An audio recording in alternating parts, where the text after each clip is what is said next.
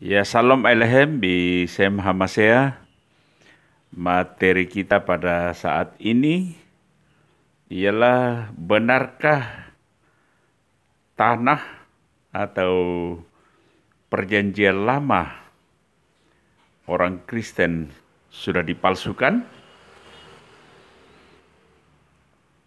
Ya, ini pertanyaan ini banyak bermunculan dari beberapa polemikus Islam bahwa Taurat orang Kristen sudah dipalsukan, bahkan selanjutnya dikatakan bukan lagi saja palsu, tapi banyak kebohongan.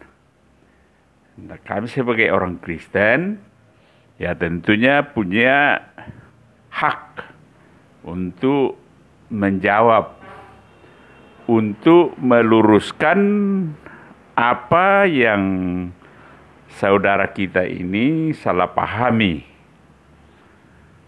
Oleh sebab itu, ya kami akan menjelaskan secara rinci bagaimana sebetulnya keberadaan Taurat atau dalam bahasa Ibrani tanah, yaitu Torah, Nevi'im, Ketuvim.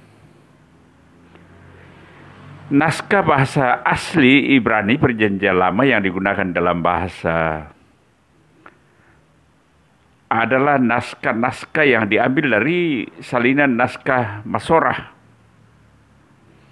Naskah Masorah atau teks Masoret adalah teks Ibrani yang memiliki otoritas di dalam kitab suci Yahudi yang diakui secara umum sebagai versi resmi di dalam kitab suci Ibrani. Tanah yang adalah singkatan dari Nevi'im, Ketuvim ditulis sebagian besar di dalam bahasa Ibrani dan hanya beberapa bagian yang ditulis di dalam bahasa Aram, ya misalnya di dalam kitab Daniel. Tanah Ibrani inilah yang menjadi perjanjian lama bagi kalangan Kristen, yang kalau dalam Yahudi disebut sebagai Taurat. Di samping naskah Masorah, tentu masih ada naskah-naskah salinan yang lain, misalnya naskah Laut Mati, The Dead Sea Scroll, yaitu naskah yang ditemukan di Laut Mati di Gua Qumran pada tahun 1947 oleh seorang gembala domba yang namanya Muhammad Ajib. Sekumpulan karya tulisan tangan yang ditemukan di beberapa tempat. Dan selanjutnya bagian terbesar naskah itu adalah merupakan sisa-sisa peninggalan dari perpustakaan suatu persekutuan Yahudi, yaitu golongan Esseni, yang pusatnya terdapat di kompleks gedung-gedung yang sekarang disebut sebagai Kirbet Qumran. Tampaknya tempat ini dihuni oleh persekutuan itu selama 2 abad sebelum tahun 70 Masehi, atau dengan selang waktu selama 30 tahun antara tahun 34 Masehi dan 4 sebelum Masehi. Naskah Masorah secara khusus disalin, disunting dan disebarkan oleh sekelompok Yahudi yang dikenal sebagai kaum Masoret antara abad ke-7 dan ke-10 Masehi. Naskah Masorah adalah naskah Alkitab Ibrani terjilid dari abad pertengahan. Naskah ini sudah lama dianggap sebagai dokumen paling otoritatif di dalam tradisi Masorah, yaitu tradisi penyalinan dan pengawetan naskah bahasa Ibrani yang pelihara dari generasi ke generasi. Kata Ibrani Masoret ini adalah artinya tradisi yang merupakan bentukan dari perba masar, yang artinya to deliver, to commit, menyerahkan, mentransfer. Sehingga istilah Masoret itu merujuk kepada suatu hal yang terjadi akibat tindakan pemberian atau transfer secara turun-temurun. Jadi para penyalin kitab suci dan para pemegang tradisi itu disebut kaum Masoret, atau di dalam bahasa Ibrani Ba'alei Masorah, dan secara harafiah ditransfer dalam bahasa Inggris Master of Tradition atau guru adat istiadat atau para master dari kalangan Masorah. Mereka adalah segolongan orang yang secara konsisten mengemban tradisi Yahudi yang mereka lestarikan dengan ketat. Sebelumnya naskah-naskah salinan kitab suci atau tanah disalin sesuai naskah sebelumnya yang hanya terdiri daripada konsonan-konsonan, tanda-tanda baca, dan atas pertimbangan para rahbi kalangan Masoret ini, mereka memandang bahwa pada generasi berikutnya atau pada kalangan Yahudi yang lain, orang-orang bisa salah paham dalam pengucapan atau pembacaan kitab suci sebagaimana yang tertulis, dan ada kemungkinan bahwa tradisi lisan di dalam pembacaan kitab suci ini mengendur dan itu membuat ambiguitas pada saat membacanya. Sehingga dimungkinkan ada kekacauan di dalam pembacaan kitab suci Ibrani pada masa datang. Maka diciptakanlah suatu cara untuk menghindari kekacauan di dalam membaca teks suci ini dengan menambahkan tanda-tanda huruf hidup atau yang biasa disebut sebagai nikut, yaitu dari huruf vokal yang digunakan di dalam teks ini yang berasal dari huruf konsonan sebuah kata itu sendiri. Sehingga pembubuhan tanda vokal itu tidak akan mengubah jumlah huruf di dalam kitab suci. Juga tidak mengubah struktur penulisan dan gugusan-gugusan konsonan pada naskah kitab suci sebagaimana adanya. Sebab para ahli Masorah ini hanya membubuhkan tanda-tanda vokal atau yang juga berfungsi sebagai penanda grammar, namun tidak mengubah struktur konsonan kitab suci. Juga sama sekali tidak menambahkan jumlah huruf, sehingga keautentikan naskah kitab suci ini dapat dipertahankan, juga dapat dipertanggungjawabkan bahwa mereka tidak mengubah ini isi daripada kitab suci itu. Para ahli Masorah, para penyalin kitab suci ini, mereka menyalin naskah kitab suci secara manual dengan tulisan tangan. Ya, tentu saja bahwa demikian sebab pada zaman dulu tidak ada mesin fotokopi yang dapat menyalin karya tulis persis sama dengan tulisan sebelumnya. Dan sebelum ada mesin komputer atau word processor seperti sekarang yang dapat menyalin file dokumen sebagaimana apa adanya, sama persis para penyalin kitab suci dari kalangan Masorah ini, mereka menyalin dengan tulisan tangan secara cermat, sangat teliti dan tepat seperti yang dikerjakan oleh para penyalin kitab suci sebelumnya. Mereka juga melakukan sejumlah perhitungan jumlah huruf. Mereka menghitung kata dan menghitung huruf dari setiap kitab. Mereka memperhitungkan kata tengah dan huruf tengahnya masing-masing.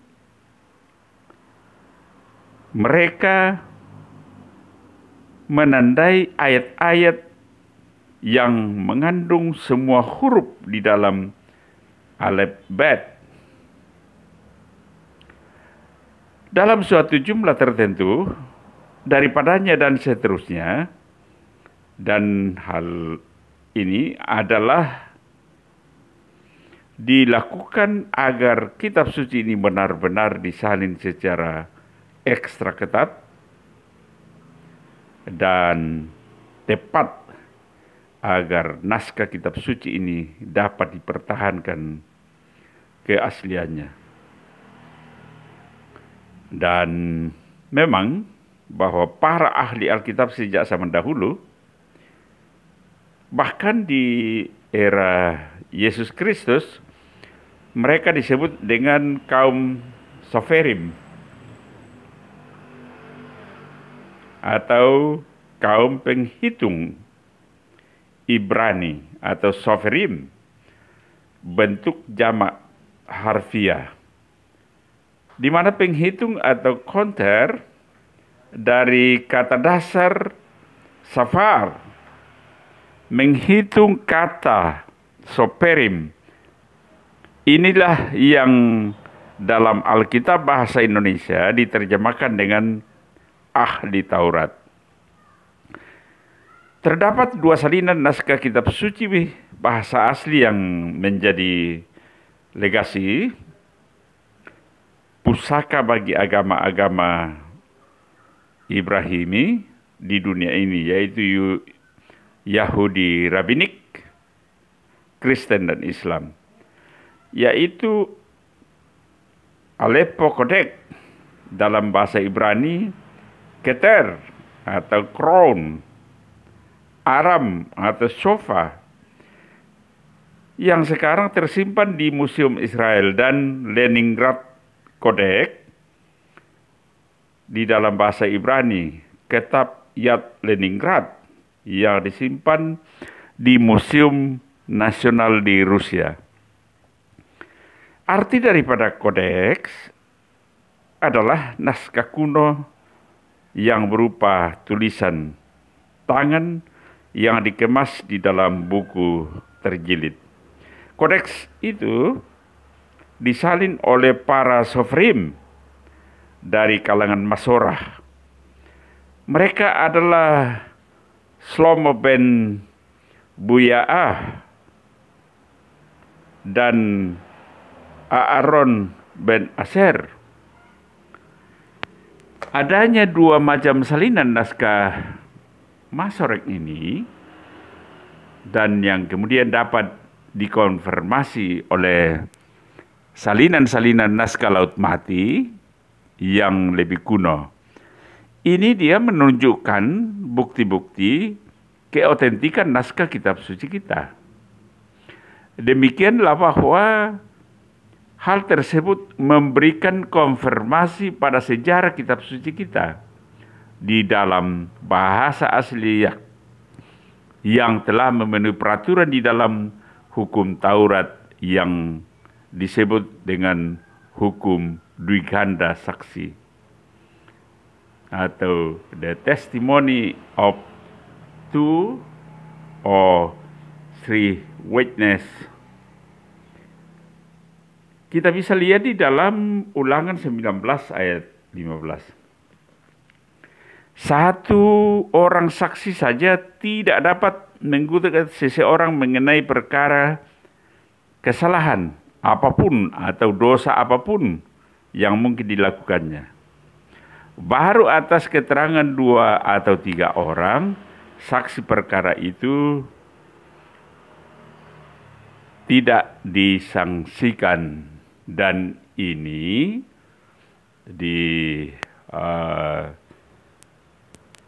ambil oleh hukum kita di Indonesia, ialah bahwa satu saksi bukan saksi, tidak dinyatakan sebagai saksi yang otentik, tetapi tetap menjadi keterangan. Karena kalau hanya saksi, satu saksi, hakim juga tidak boleh dengan dalih bahwa mereka tidak menerima pengajuan tuntutan hukum dengan dalih bahwa saksi tidak cukup. Dan itu akan dimungkinkan dengan memutuskan suatu perkara berdasarkan keterangan tadi ditambah dengan keyakinan hakim. Ya. Aleppo Codex atau dalam bahasa Ibrani Keter dan bahasa Aram Sofa. Kodeks ini dibuat pada abad ke-10 Masehi, di mana salah satu konteks tertua ini disimpan dengan komunitas Aleppo pada akhir abad ke-14 dan disimpan di lemari besi di Gua Elia di bawah di Joab ben Suriyah sinagoge di Aleppo, Syria. Komunitas ini menjaganya selama lebih dari 600 tahun. Sejumlah responsa atau pernyataan jawaban tertulis yang ditemukan menunjukkan bahwa Aleppo Codex ini dipakai sebagai rujukan oleh sarjana-sarjana Yahudi di sepanjang abad pertengahan. Studi modern telah menunjukkannya menjadi gambaran dari prinsip Masoretik yang sangat akurat. Hal ini ada di dalam kitab yang berisi yang sangat sedikit kesalahan di dalam 2,7 juta ortografi. Ortografi ini diperbaiki di dalam teks Masoret. Banyak para sarjana tradisi Masoret yang berpandangan bahwa naskah ini merupakan teks Masoret yang paling dapat dipercaya. Dan pada waktu terjadi kerusakan kerusuhan terhadap orang Yahudi di Aleppo pada bulan Desember tahun 47, semua orang Arab membakar sinagog tempat naskah itu disimpan dan juga merusak kodeks ini. Dan setelah perusakan itu hanya 294 dari 487 halaman asli yang dapat diselamatkan secara khusus. Hanya beberapa halaman terakhir dari kumpulan kitab tempat yang tersisa. Meskipun bagian-bagian naskah kitab suci tanah Ibrani yang lain masih ada. Isi daripada Aleppo Codex yaitu pada saat masih utuh, yaitu pada sampai tahun 1947. Didapati bahwa urutan kitab-kitab di dalamnya mengikuti tradisi tekstual Ibrani Tiberias yang mirip dengan Leningrad Codex dan juga sesuai dengan tradisi naskah Alkitab kaum Sefaradi. Kitab-kitab Torah dan Nevi'im sama urutannya dengan kebanyakan Alkitab Ibrani yang dicetak sekarang, tetapi urutan kitab-kitab dalam Ketuvim itu berbeda di dalam Alepho Codex, di mana urutan kitab-kitab Ketuvim adalah bahwa kitab Tawarik, Mazmur, Amsal, Rut, Kidung Agung, Ratapan, Ester, Daniel, dan Esra, Nehemia, dan bahkan kitab yang kita miliki ialah bahwa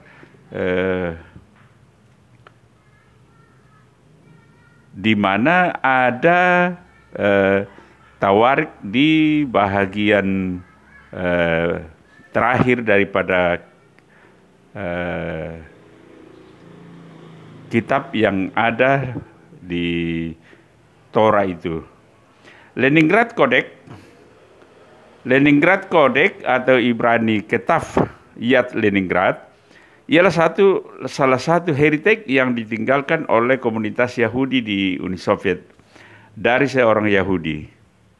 Kolektor naskah yang bernama Abraham Firkovic, yaitu Leningrad Codex, satu salinan naskah Perjanjian Lama, naskah asli berbahasa Ibrani Zaman Masoret, yang bahkan isinya lebih lengkap dengan Alepho Codex yang dimiliki pemerintah Israel sendiri.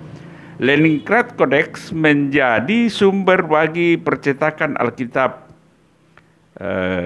Biblia Hebraika, yaitu 1937, dan Biblica Hebraian Stuttgartensia. Sekaligus Leningrad Codex berfungsi sebagai sumber utama untuk pemulihan rincian di bagian-bagian yang hilang dari Aleppo Codex. Leningrad Codex ini disalin di Kairo, Mesir sekitar tahun 1008 Masehi, dan naskah ini adalah salinan daripada seorang yang bernama Aaron ben Moshe ben Asher sekitar abad ke-10 Masehi. Leningrad Codex berisi contoh tertua dari 4 ayat dalam Kejadian pasal 30 yang dikenal dengan The Cambrian Cave. Gulungan Laut Mati memuat sejumlah fragmen kitab Kejadian dan banyak kitab-kitab pra-Kristen lainnya. Namun pada fragmen ini tidak terdapat Kejadian 30 ayat 20 sampai 24. Leningrad Codex sampai kini tersimpan di National Library of Russia di kota Saint Petersburg, Rusia sejak 1863. Dan pada tahun 1840-an, kodeks ini dibeli oleh Perpustakaan Kekaisaran Rusia dari kolektor naskah kuno yang terkenal itu. Selama pecahnya Uni Soviet pada sekitar tahun 1990, Perpustakaan Nasional Rusia mengabulkan permintaan oleh Pusat Naskah Alkitab Kuno di Claremont, California, untuk melakukan proyek metodis untuk membuat faksimiil foto seluruh kodeks tersebut, termasuk bagian halaman sampulnya. Dan menurut Profesor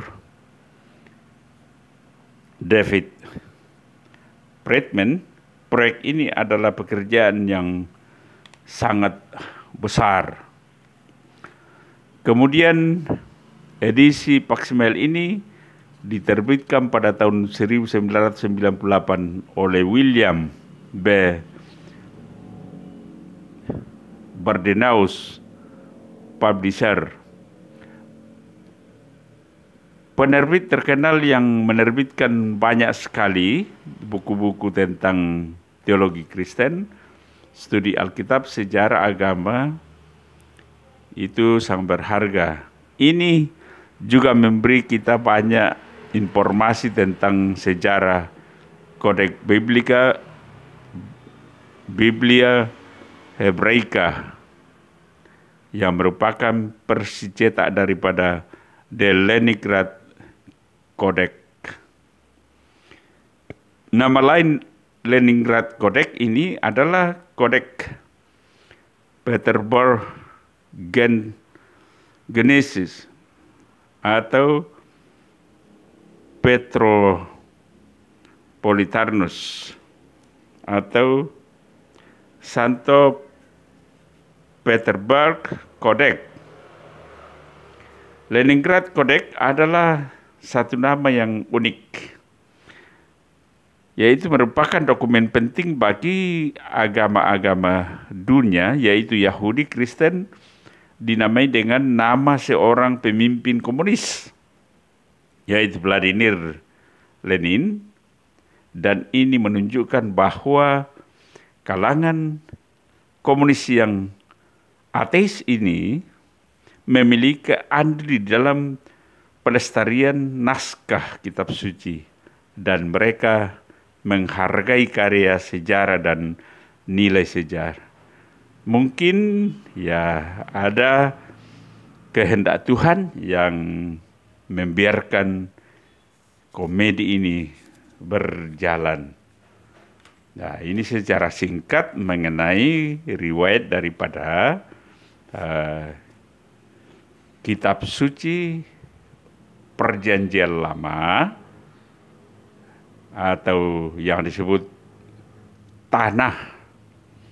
Ya, kita boleh mencermati ya kalau tuduhan para polemikus dari sebelah katakan bahwa sudah dipalsukan apanya yang dipalsukan.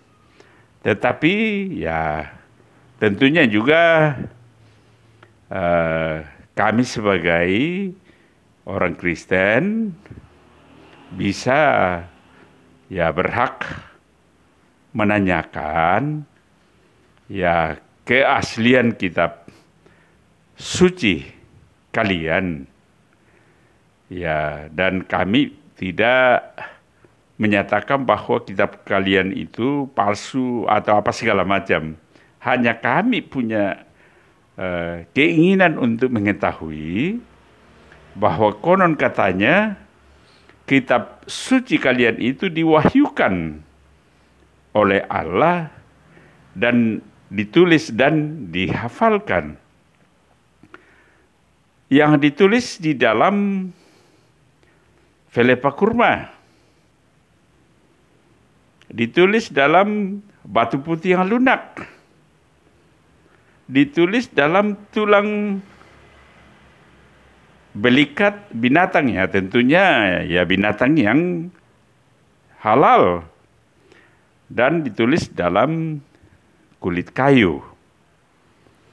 Ya, mohon ya kalau masih ada ini, mohon ditunjukkan kepada kami juga bahwa inilah keaslian dari kitab suci kami. Dan sebagian dihafalkan oleh para penghafal kitab suci pada waktu itu yang diwahyukan, dan mereka sudah meninggal, yaitu diperkirakan bahwa ada yang katakan 200, ada yang katakan bahkan sampai 400 penghafal kitab suci pada waktu itu meninggal pada perang Yamama. Ya, saya tidak bermaksud untuk mengoreksi kitab suci kalian, tapi supaya berimbang komentar kalian yang menyatakan bahwa kitab suci orang Kristen sudah dipalsukan, bukan lagi palsu, tapi berisi dengan kebohongan. Barangkali itu saja yang perlu saya sampaikan pada materi ini. Semoga yang mendengarkan dapat terberkati dan semakin saudaraku yang Kristen semakin yakin bahwa tidak ada kitab suci di dunia ini yang bisa menandingi kitab suci orang Kristen yang otentiknya bisa dipertahankan. Dan akhirnya saya mengucapkan Shalom Elohim, Bisem Hamasea. Terima kasih.